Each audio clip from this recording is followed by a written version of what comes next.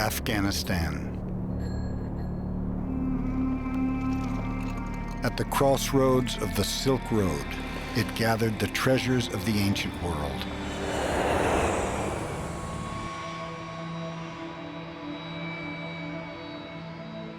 Afghan-American Nadia Tarzi heads an association dedicated to preserving Afghan antiquities. She also raises funds to support the work of her father, a world-renowned archaeologist. Nadia grew up in Europe, where she dreamed of this moment, the first time she would ever set foot in Afghanistan, a homeland she's never known.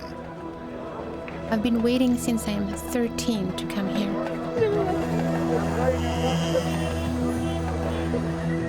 Gul Mahmad is this loyal friend of the family for over 40 years.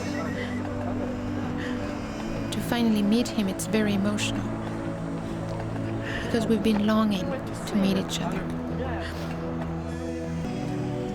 I just feel like I'm coming home. I'm finally here, but what's really hard is that I'm late. For the first time, Nadia will take part in one of her father's excavations. The two haven't seen each other in more than a year. But between them lie 10 hours of bad roads and relics of the wars that kept Nadia from coming to Afghanistan until now.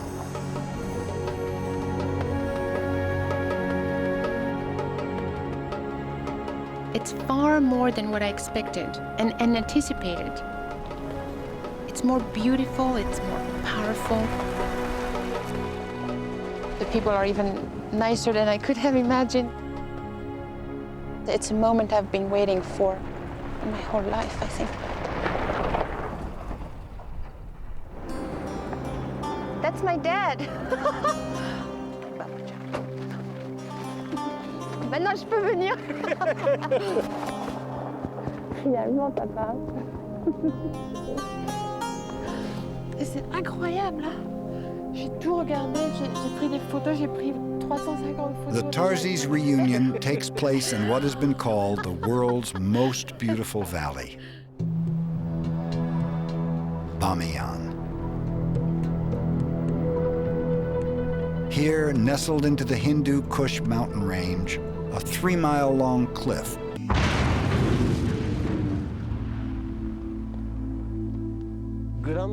There was a terrible sound. When you looked, it was all fire, smoke, and dust.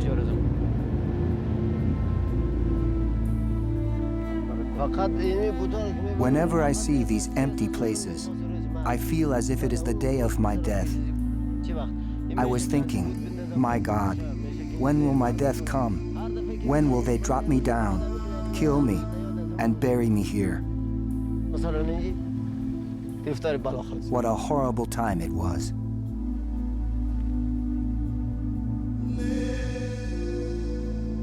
It is this act of senseless destruction that the first major open-air excavation in Bamiyan's history seeks to heal.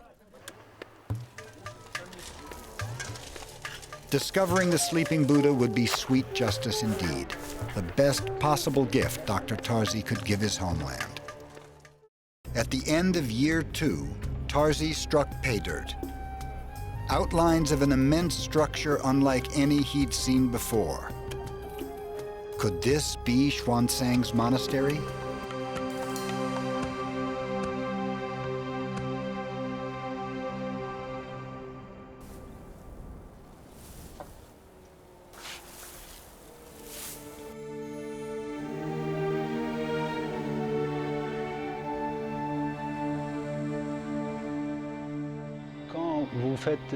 When you are studying an object, whether it be a small object or colossal monument, you consider it to be your personal belonging. It becomes your Buddha, your child, your loved one. So between me, a small and humble professor, and this big Buddha, there was a connection, an osmosis.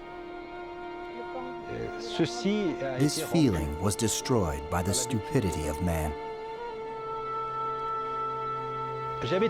I thought I'd turn the page on that moment in history, but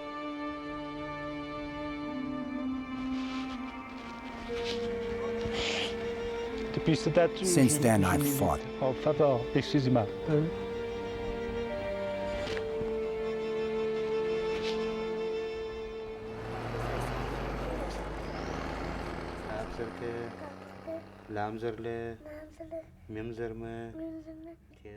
Haji Mullah Kaksar was once the Taliban Deputy Minister of Interior Affairs.